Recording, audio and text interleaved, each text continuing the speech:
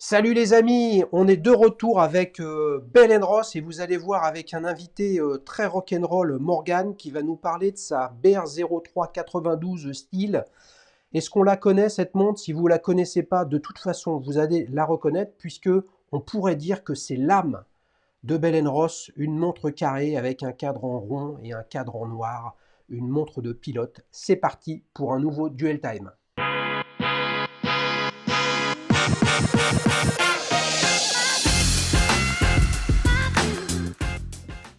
Salut Morgan, ça va?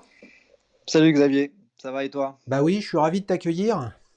Moi aussi, je Est-ce suis que je content peux d'être là. dévoiler, ouais, est-ce que je peux dévoiler le secret de de cet enregistrement? C'est-à-dire que Morgan, tu m'as écrit combien de fois? 4 fois. Un paquet de fois, et oui, parce que je crois que tu m'as écrit juste après la diffusion de Petite montre entre amis avec Charles, Oui, avec sa c'est ça. BR03 92 Diver. Ouais, c'est Et ça. toi, tu me disais, ouais, mais la BR03, celle qui représente en fait Bell Ross, c'est la BR03, la mienne en acier. Je veux venir. C'est un peu C'est la, ça, hein? je pourrais dire que c'est la Ouais, base, bon, ben oui, voilà. tout à En tout fait. cas, les amis, pourquoi ça s'est pas fait la première fois? Bah, parce que je crois que c'était avant les vacances, à moitié au milieu du confinement, etc. Et puis, bah, j'ai la chance de vous avoir à mes côtés avec beaucoup, beaucoup de demandes. Et donc, parfois j'oublie, ça passe. Donc, il faut me relancer. Et Morgan est un sacré relanceur, hein, comme s'il était sur scène avec sa guitare. Allez, bam, je relance un petit coup d'impro. C'est beau comme tout. Donc tu m'as relancé pour qu'on parle de cette BR03. Tu m'as envoyé de superbes photos, vraiment très nettes, très très belles. Tu l'as depuis quand cette montre? Je l'ai depuis fin octobre, début novembre 2020. Ouais, ok. Donc elle est toute récente. Hmm. Tu l'as acheté neuf ou d'occasion? Ah non, je l'ai acheté d'occasion, Ouais, puisque c'est ma première montre automatique. ouais. Je l'ai acheté d'occasion sur Chrono 24. Hum. Elle est de 2014. Ouais, 2014. Ouais, c'est ça, parce qu'il me semble que c'est un modèle qui est pas spécialement récent. Mais là, c'est vraiment le résumé de l'ADN BN-ROS quand on la regarde. Oui, parce que à partir de celle-là, tu vas avoir plein de déclinaisons. Il y a des camouflages. Il y a bah, les divers hein, qui reprennent quand même un peu la même base. Et puis, tu vas avoir certaines finitions dont je ne suis pas très très fan avec des bracelets orange qui sont un peu tape à l'œil. Mais c'est vrai que la base est quand même assez solide, assez simple et efficace à mon sens. Ouais. Ouais, ouais. Alors, qu'est-ce qui fait que tu es allé sur la marque Bell Ross pour commencer? Alors, cette montre-là, je l'ai vue à un poignet d'une personne en 2013. Ouais, J'ai eu le flash tout de suite. Parce que ça sort, pour moi, ça sortait de l'ordinaire de ce qu'on pouvait avoir sur un poignet. ouais. Et je regardais plus son poignet que ses yeux quand il me parlait. Donc voilà. Et puis donc elle est restée dans ma tête cette montre. Je me suis dit quand je pourrais me la payer, c'est que déjà à côté tout ira bien. Hum. Donc j'ai su garder une bonne patience. Est arrivé donc du coup fin d'année fin d'année ouais, 2020.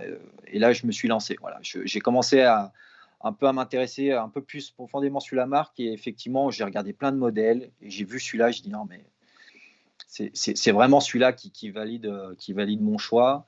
Et donc je me suis baladé sur Chrono 24 parce que je me suis dit que pour une première montre d'occasion, elle a déjà un petit vécu, ça peut être très intéressant.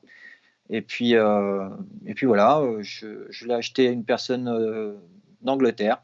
Ouais, Je l'ai reçu 4 jours après dans son écran. Tout était dedans. C'était parfait. Voilà. ouais. Donc, une bonne expérience. Toujours intéressant d'avoir le feedback, les amis, d'achats en ligne, hein. N'oublions pas, Chrono24, c'est une plateforme d'intermédiation, hein, qui sécurise la transaction, mais au final, c'est quand même un vendeur, un tiers, qui vend une montre. Donc c'est une bonne nouvelle. Combien ça coûte d'occasion, Morgane? Celui-là, je l'ai acheté 1 864 €. 1 864 euros, frais de port compris? Ouais, tout à fait. Ok. Tu nous as envoyé deux belles photos du bracelet et de la boucle. T'as un autre bracelet avec ou il y en avait qu'un seul? Alors dans la boîte d'origine, tu as le bracelet Scratch qu'utilisent les aviateurs. Ouais, Je le mets pas parce je le trouve très joli, mais il est trop grand pour mon poignet. ouais, La montre, elle se balade, c'est un peu compliqué. Donc j'ai acheté un bracelet NATO que je vais mettre l'été. Il est ouais, tout noir, ouais, mais la forme du bracelet est intéressante puisque le haut du bracelet où il y a les deux lettres B et R part un peu en cintrage. ouais, ouais, ouais. Et c'est ça qui fait un peu aussi la marque, l'empreinte de ce bracelet-là, c'est qu'effectivement, déjà, on voit qu'il est robuste, quoi qu'il en soit, parce que déjà, l'épaisseur du silicone est quand même C'est assez clair, importante. c'est clair. Euh, mais c'est vrai que voilà, il y a une petite forme qui vient se dessiner. Que tu n'as pas avec le bracelet NATO, donc effectivement ça peut être un petit peu bizarre au début quand tu mets le bracelet NATO parce que tu as une montre carrée avec un bracelet très droit. Euh, mais voilà, mais effectivement, je n'ai que ces deux Ouais, bracelets-là et ouais. tout Et donc, fonctionne bien comme ça. cette montre-là, qui était au poignet donc d'une personne de ton entourage, donc tu l'as essayée à ce moment-là?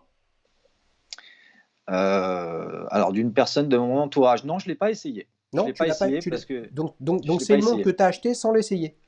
Ouais, tout à fait. Ah oui, dis donc, c'est risqué quand même ça. Ça, pour le coup, je trouve ça plus Ah, risqué d'acheter une montre que t'as pas essayée que d'acheter une montre que tu as essayée mais que tu as achetée en ligne, tu vois? non, là, j'étais vraiment sûr et certain du format de la montre. Je l'ai bien regardé, hein, j'ai beaucoup regardé sur Internet, pas forcément des photos de présentation de la montre, pardon. Ouais, C'est plus voilà, sur un poignet, différents poignets que j'ai pu voir, comment ouais, ça pouvait s'adapter. Je trouve que c'est très polyvalent. Elle fait 42 mm, cette montre-là, mais je trouve que ça se marie bien. J'ai ouais, pas un gros poignet, j'ai pas un petit poignet non plus, et ça va ouais. plutôt bien. Donc Ouais, mais je l'ai mise, ouais, elle se balade pas, tout va ouais, bien. il y a deux raisons en fait sur le fait de dire waouh, c'est chaud. C'est-à-dire que fondamentalement, ce qui se passe en termes d'émotion un peu instantané hein, quand tu essayes une montre, c'est quasiment indescriptible. Tu vois, tu vois on ne fait pas deux fois la première impression. Donc quand tu la passes une première fois, une montre, bah, il peut se passer tout et son contraire. Et puis pour le coup, là, c'est un peu particulier parce que justement, l'ADN de Bell Ross, c'est la montre rectangulaire. Mm. Et 42 par 42 carré, c'est beaucoup plus gros qu'un 42 de diamètre. Tu vois? Et donc, je suis vraiment, enfin, je suis content pour toi que tu ne te sois pas dit au moment où tu la reçois que tu l'as trouvée un peu grosse, quoi. Non, mais c'est l'émotion. Je l'ai acheté full set. Quand j'ai ouvert l'écran, je l'ai vu dedans. Alors, bon, je ne sais pas si c'est la lumière de chez moi, mais ça a brillé tout de suite. Je l'ai Ouais. posé à mon poignet. Je tombe sur le premier trou du bracelet. Tout allait bien. La C'était magie a parfait. opéré. Ah oui, ouais, ouais, je confirme. Bon, ben voilà, et c'est ça l'intérêt, l'intérêt de la chose. Quel est l'adjectif que tu utiliserais pour qualifier cette montre? Alors, j'y ai beaucoup réfléchi. Pourquoi? Parce que moi, la montre, c'est pas avant tout du technique, c'est plutôt l'émotion que ça va me procurer, ce que je vais en faire au quotidien. Ouais, J'ai un quotidien très chargé à chaque fois. Je ouais, cours après le temps. ouais, J'essaye de prendre du temps pour moi. ouais. Et en fait, cette montre-là m'aide à prendre de la hauteur quand je la regarde. Donc cette montre, vu qu'il y a des petites vis qui serrent la lunette, je dirais elle restera vissée à mon poignet. Donc elle est vissée, on va dire. Elle est vissée. Voilà.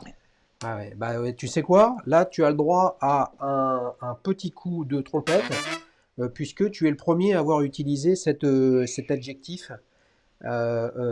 Effectivement, c'est aussi l'une des autres caractéristiques, enfin, vraiment de l'ADN en termes de design de Bell Ross, c'est ces quatre vis très très visibles sur le cadran. C'est ça. Ouais, ouais, Et puis on a encore quatre petites sur le fond. ouais, sur le fond. Alors c'est vrai que le fond de boîte, tu en as quatre, tu dis, je n'en vois qu'une, moi. Non, non, Attends. il y en a bien quatre et elles sont noires. Donc c'est vrai qu'il y en a une à un peu plus de 10 heures, une autre après 1 heure, Ah l'autre oui, après 4 ok, heures. ok, Ça ok. reste carré aussi, hein. Non, mais quand tu as dit fond, tu voulais dire cadran en fait. Ouais, le cadran, oui. Ouais, parce que j'étais en train de regarder, les amis, je vous montrais l'image du fond de boîte où là on a un roman, mais on y reviendra après. Ah oui, sur le cadran, tu as des vis également. Eh bien Oui, écoute, tu sais quoi, je n'avais jamais remarqué. Bien que j'ai regardé quand même avec attention les photos que tu m'as envoyées, j'avais jamais remarqué qu'il y avait ces vis qui sont bien disposées. C'est assez original, tu vois. J'ai vraiment jamais remarqué que ce soit sur une BR03 ou une BR01, entre guillemets, c'est-à-dire le format un petit peu plus grand. Quel est le oui. petit détail que tu préfères sur cette montre, Morgane? Alors, moi, c'est déjà, je vais dire, c'est la police des chiffres, Ouais, où là, on a clairement une vision d'aviateur. J'aime beaucoup, voilà, ça se démarque un peu de ce qu'on peut voir. Et puis, à la lumière du jour, donc le fond, sur ce que j'appelle le fond, il est noir de base, mais à la lumière du jour, j'ai l'impression qu'il commence à tirer plus vers le marron très foncé. ouais, Et je trouve ça très beau, en fait. Ça fait ressortir un peu plus les chiffres derrière. ouais. Et puis la trotteuse, sur le derrière de la trotteuse, il y a une espèce de C, une sorte de contrepoids. Ouais. Et je trouve ça très joli aussi parce qu'il est noir, il est discret, il faut vraiment porter l'œil dessus et je trouve ça très joli aussi. Ouais, Tu parles de la base de la trotteuse, c'est ça? ouais, c'est Ouais, ça, ouais, tout à fait, tout à ok. fait. Puis bon, moi ce que j'aime, c'est que c'est simple, il n'y a pas de chrono. Elle donne une date, elle donne l'heure. Hmm. C'est ce qui me Mm, convient, quoi. mm, Voilà. mm. Là, on est vraiment dans la logique de l'instrument de bord, hein, Ouais, qui est à la base de la construction, on va dire, émotionnelle de la marque. Et effectivement, ce cadran, on imagine regarder en fait un cadran purement analogique à l'intérieur d'un avion où il n'y a absolument rien pour perturber la lecture de l'information fournie par les aiguilles et les index, hein. Et c'est vrai que là, tu as 4 index cardinaux en chiffres romains qui sont astronomiques en termes de taille et avec la police qu'on pourrait qualifier de police Bell Ross, hein. c'est ça, exactement. Au Ouais. moins, tu poses le regard sur la montre, tu sais quelle heure il est. Voilà, c'est de l'efficacité. Puis en plus d'être efficace, c'est beau. Voilà. Ouais, ouais, oui, bah, c'est clair, c'est clair, c'est vraiment l'un, si ce n'est le plus beau succès de l'horlogerie française de ces 25 dernières années. C'est vraiment remarquable. Tu as sûrement remarqué, et en plus on a eu un épisode de Petite Montre entre amis avec notre ami Frédéric, hein, qui est venu nous présenter sa BR05. Ouais. Qu'est-ce que tu en penses de ce modèle? Je la trouve très très belle. Je la trouve très belle parce que surtout, alors pareil, moi je cours pas après les chronos. J'en ai pas l'utilité. Je trouve que ça charge le tout. Bah, elle reprend les points importants d'une Bell Ross, hein. Ouais, Par contre, le fond bleu comme ça, brillant, avec un bracelet en acier qui ouais, fait partie de la montre, hein, un peu comme une Audemars Piguet, ouais. je trouve que ça se marie très bien. Et on garde un côté carré, avec des bords beaucoup plus arrondis, mais effectivement, plus raffiné, plus Oui, élégante, effectivement. Ouais. oui, oui. Je vous invite à regarder cet épisode, les amis, parce que je crois que l'intro que je fais est sur la difficulté pour une marque de, de, de- de sortir quelque chose de nouveau. La BR05, il y a toujours des grincheux pour critiquer, elle ressemble à ci, elle ressemble à ça. Fondamentalement, elle ressemble à cette BR05, à cette BR03, en y rajoutant une dimension chic, on va dire, ou sportive, mais plus dans le sens du sport quotidien, là où on est dans quelque chose de très fonctionnel, Mm. inspiré de l'aviation. Et forcément, qu'est-ce que c'est dur de sortir un nouveau modèle et de réussir ce nouveau modèle. Et moi, j'ai le sentiment, j'en sais rien après en termes de chiffres, hein, j'ai le sentiment, Morgane, que cette BR05, au-delà du fait qu'elle est déclinée maintenant en chronographe, je pense qu'elle a un bon parcours en termes Ouais. de business et moi je suis très content pour nos amis français de Bell Ross. Dis- Disons que innover en gardant les codes fondamentaux, c'est comme la BR05, c'est une réussite. Autant la BR02, a pas excessivement marché parce que justement on perdait ce côté carré. Oui, Et puis c'était une montre quand même un peu plus balèze. ouais, Autant, voilà, après ils reviennent aux sources et c'est là où ça marche, hein. bien sûr, mais c'est-à-dire que la BR02, elle est passée aussi sur la chaîne hein, avec Oui, Régis, la version Diver. oui, Bah, elle avait un double problème, c'est-à-dire que Bell Ross s'était perçu et c'est toujours perçu comme montre type aviation carré. mm, Là, la BR02, on est sur un modèle plongé rond. Enfin rond, pas vraiment rond, mais quasiment. Donc voilà. Bah, c'est compliqué, les amis, hein. Quand une marque innove, on lui dit ouais, c'est raté. Et quand elle vous resserre la même chose avec quelques petites modifications, on dit ouais, mais vous faites pas d'efforts, vous nous resservez toujours vos trucs. La vie est dure, hein. On a l'impression que les passionnés de montre, c'est un peu comme tous les footeux qui ont leur avis sur la sélection de l'équipe de France, quoi, tu vois. Chacun voit midi à sa porte, les amis, vous connaissez mon point de vue. Dernière question pour toi, Morgane, avant de passer aux quatre alternatives à cette BR03 92. Sur l'une des photos, là, tu nous as envoyé ta superbe montre et il me semble que c'est un manche de guitare. gagné. Bon, c'était pas trop compliqué quand même, hein, mais bon, il y a des incrustations en nacre là dans le manche. Oui, tout à fait. Qu'est-ce C'est que du c'est comme nacre. guitare, Morgane? Alors c'est une ESP. Alors, on va dire que c'est une LTD version Deluxe. Un manche 24 cases, tout en acajou, Ouais, très légère, en forme de Les Paul, ouais. et avec un rouge. Je ne sais pas si on le voit bien, mais un rouge très puissant. Non, on voit pas beaucoup. Tu parles là de la caisse, c'est comme ça que ça s'appelle? Ouais, c'est de la table. Table. Hmm. Ça, et en fait, j'ai un entourage de la guitare nacrée et j'ai des rappels effectivement sur le manche de ces incrustations qui sont dans le bois directement. Donc, D'accord. c'est vrai qu'en plus de la lumière du jour, en plus la montre qui brille, et ça, je trouvais que ça collait bien. Ça Ouais. collait bien. Cette guitare, c'est une guitare récente? Oh non, non, elle n'est pas récente celle-là. Je l'ai acquise en 2006. Ouais.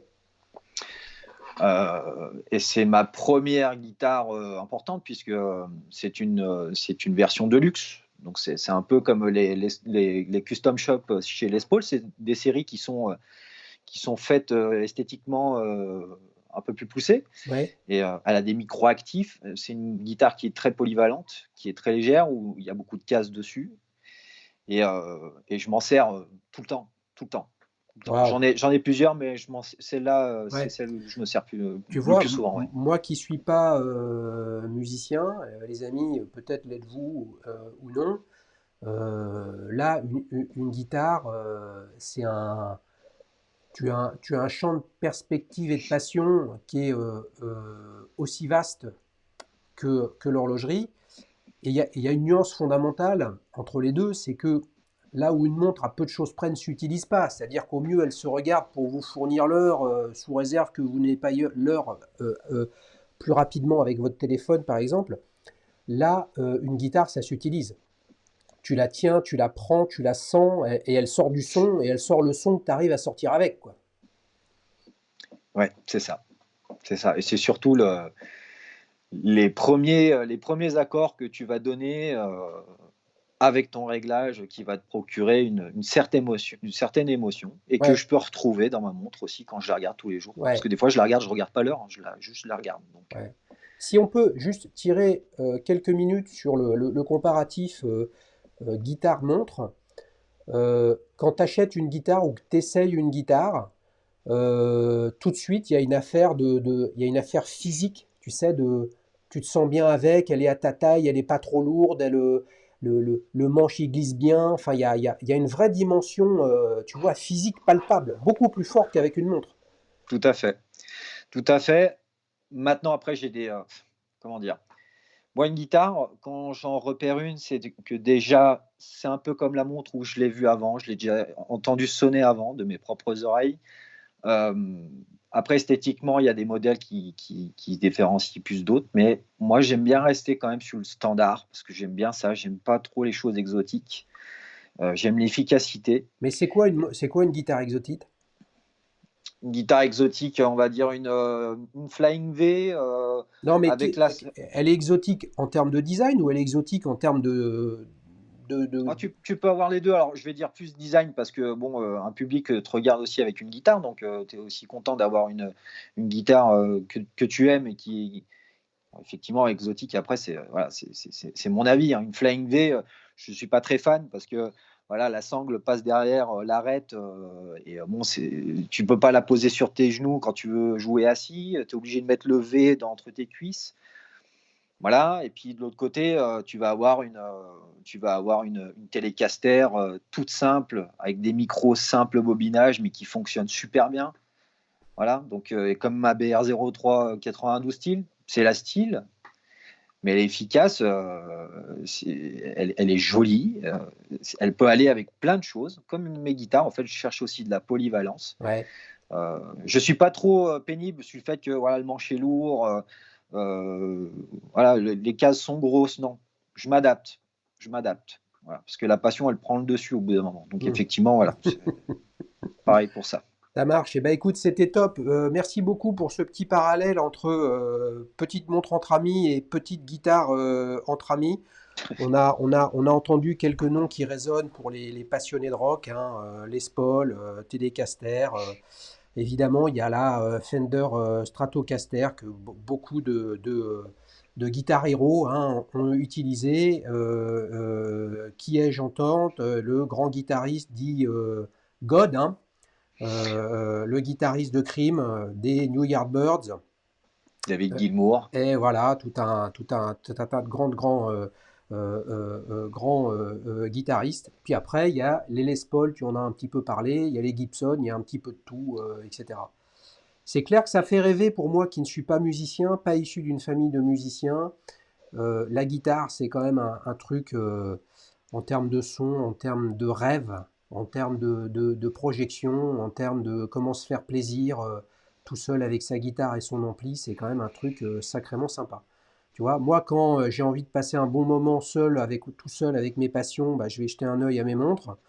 Toi, tu peux faire les deux. Tu as la partie montre et puis après, tu mets ta guitare sur les genoux, tu la branches sur ton ampli et tu envoies le son que tu as envie d'envoyer, quoi. je reste un grand enfant. Et ouais. C'est beau, les amis. On enchaîne sur la deuxième partie de Duel Time. On pourrait y rester 2 heures en parlant de rock'n'roll avec Morgane, mais ce n'est pas le sujet du jour. Je vais te présenter 4 montres alternatives. Alors, le choix n'a pas été facile de trouver 4 montres. J'avais 2 possibilités. Soit j'allais sur les montres d'aviateur, et en fait j'ai fait un autre choix d'aller sur des modèles plutôt rectangulaires ou carrés avec un cadran sombre. D'accord? Ok. Donc les amis, je vais présenter 4 montres à Morgane. Il va les disséquer avec ses mots, avec son ADN à lui, pour voter pour celle qu'il préfère. Et vous, dans l'onglet communauté, vous pouvez aller voter pour le modèle que vous préférez parmi les 4, ainsi que la Bell Ross de Morgane. Alors, on commence avec la première, qui est une Eterna Madison Three Hands Spheros Drive. Qu'est-ce que tu en penses? Ça me fait penser un petit peu à la Reverso, Ouais. même si elle n'est pas Reverso, parce Hum, on a un cadran rectangulaire. hum, Euh, le bracelet crocodile, je ne suis pas fan du tout. ouais. Ah, parce que sais pas que je suis pas fan, c'est que le côté croco, ouais, ça colle pas à mon image. Mais par contre, j'aime bien le cadran rectangulaire comme ça. Je sais pas quel diamètre, mais quelle taille fait celle-là. Ah, j'ai pas Euh, mis l'info, je suis désolé, non, mais regardez, elle manque. c'est pas grave. Ouais, elle doit faire un 30, tu vois, un 30 sur 42. Donc, Ouais, d'accord. Donc c'est une montre quand même, voilà, si elle est relativement plate, qu'elle peut rentrer sous une chemise bien sûr, facilement. ouais, ouais. Voilà. Non, je la trouve jolie. Alors effectivement, après, il n'y a pas de chiffre comme une Bell Ross ou une autre marque. Ça reste une montre discrète qui peut être bien habillée. Voilà, Bah, voilà, c'est un sans modèle, plus ni moins. ouais, je suis content de te l'amener parce que c'est un modèle que j'ai toujours aimé. J'aime beaucoup Eterna, qui a une histoire très singulière. Mais là, tu te vois pas avec celle-là au poignet, là, en train de buffer à Memphis, dans le Tennessee, là, tu vois, elle a un petit look 50s, entre guillemets. Hein, qu'est-ce que Ouais, t'as Peter après, Frampton qui arrive et ouais, qui te dit jouer avec lui, tu vas être content quand même. oui, mais après, oui, mais après, il y aura peut-être d'autres facteurs qui fait que je pourrais jouer avec lui, mais effectivement, mais moi, il y a une montre, c'est avant tout pour être portée tout le temps. C'est vrai que cette montre-là, elle pourrait faire partie d'une collection certaine chez moi, mais je la mettrai pas tout le temps. Mais effectivement, je la trouve élégante. Voilà, Mm, je trouve élégante, mm, discrète, mais efficace et mm, élégante. mm. Tout à fait. Tu sais, ce dont on vient de parler, je reviens juste sur la guitare. Je suis tombé sur une vidéo sur YouTube l'autre jour, je sais pas si tu l'as vu, mais si tu l'as pas vu, faut la voir. C'est c'est trois guitaristes quand même sacrément sérieux qui discutent de leur riff préféré. Et donc on a Jack White qui raconte son riff de Seven Nation Army, de mémoire. Il Mm. y a The Edge, Where the Street Have No Names. Et alors après, je ne sais pas si c'est une affaire de génération, mais il y a Jimmy Page qui explique A Whole Lot of Love. Et ils jouent avec leur son, leur guitare, ils ont leurs amplis sous les fesses. Franchement, si vous aimez le guitare, je sais pas si la guitare, je sais pas si tu l'as vu cette vidéo-là. Je l'ai pas vu, je l'ai pas vu. Franchement, ça me file la chair de poule, les amis. Mais bon, combien tu lui mets à cet Eterna Madison? Sur 10, Ouais, je vais lui mettre un 7. tu vas lui mettre un 7. Bon, bah, c'est un Ouais. bon démarrage, les amis. Vous connaissez la mécanique. L'objectif, c'est de voter pour votre montre préférée parmi les 5. Et bien évidemment, si vous n'êtes pas abonné à la chaîne, c'est le moment de le faire et de mettre un petit pouce bleu de façon à faire comprendre à YouTube que la chaîne de l'émotion sur l'horlogerie, c'est Daily Shoes. Deuxième modèle que je te présente, mon cher Morgan, une Glashütte 70s Date. Donc là, on est sur un modèle d'origine allemande. Là, on est très, très 70s. Qu'en penses-tu? Ça me fait penser à une télé à tube cathodique des Ouais, années 70 et ok. j'aime beaucoup. J'aime beaucoup parce que le côté vintage, j'aime bien aussi. Euh, ouais, avec le rappel de date au milieu, du coup, Mhm. pas sur la droite. Ouais. Non, je la trouve jolie. Je la trouve jolie. Pareil, une montre élégante qui peut bien habiller. Euh, je la trouve plus jolie que la première, effectivement, parce qu'il y a plus un rappel carré. Alors, moi, je suis pas je suis pas non plus un aficionado du carré, hein, Mhm. parce que j'ai eu des montres rondes et je pense qu'à l'avenir, j'aurai aussi des montres rondes. Mais effectivement, celle-là, je la trouve douce, au fait. Je la trouve douce. Voilà, elle peut bien marier un poignet.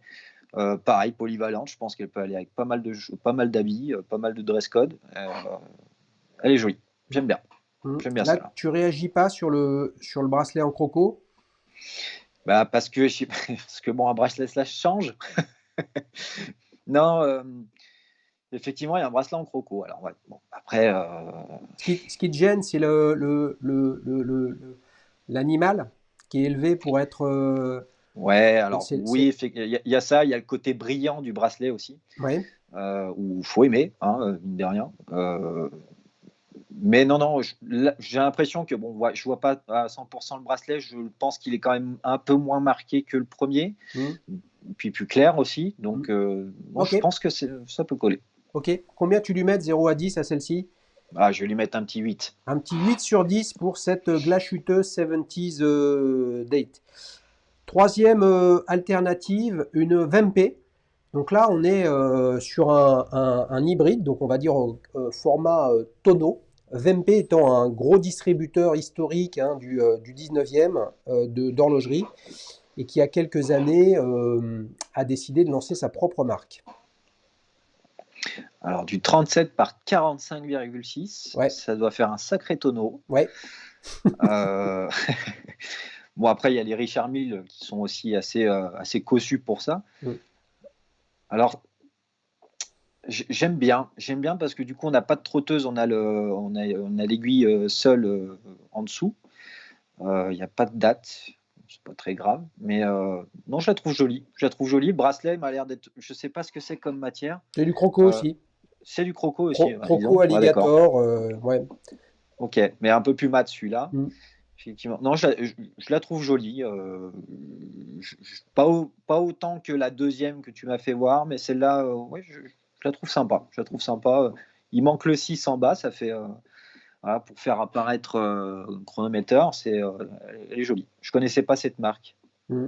Bah, elle est effectivement, elle est peu connue, hein, mais bon, ça fait partie du renouveau de l'horlogerie également en Allemagne. J'ai le sentiment que pour toi, elle est un petit peu trop classique, tu vois, avec une typo très très classique, tu vois, tu vois, avec des empattements. C'est un peu l'opposé en termes de facilité de lecture avec ta Bell Ross, hein. Oui, c'est sûr. Mm. C'est sûr. Maintenant, après, la forme tonneau, c'est quand même joli, hein, je trouve, hein, aussi, hein. C'est- Ça se marie bien à tous les poignets. Bon, du 45, mais elle reste 37 de gauche à droite. Donc, je veux dire, c'est pas non plus une grosse montre. Je Mm. pense qu'elle doit bien habiller aussi. Mm. Ouais. Mm. Mm. Combien tu lui mets de 0 à 10 à celle-ci, Morgane? Alors, là, bonne question, celle-là. Je lui mettrai un 8 aussi. Tiens, allez. Tu mettrais un 8 Ouais, aussi, ça ouais, marche. OK? ouais. Alors, quatrième et dernière alternative, là tu as une Rado True Square automatique. Alors, celle-là me fait penser un peu à une Apple Watch. Ah ouais? Ouais, sur la forme du cadran. D'ailleurs, on dirait même pas. Bon, c'est une photo, mais on dirait un fond d'écran d'Apple Watch. C'est assez joli. Le bracelet aussi a l'air d'être joli.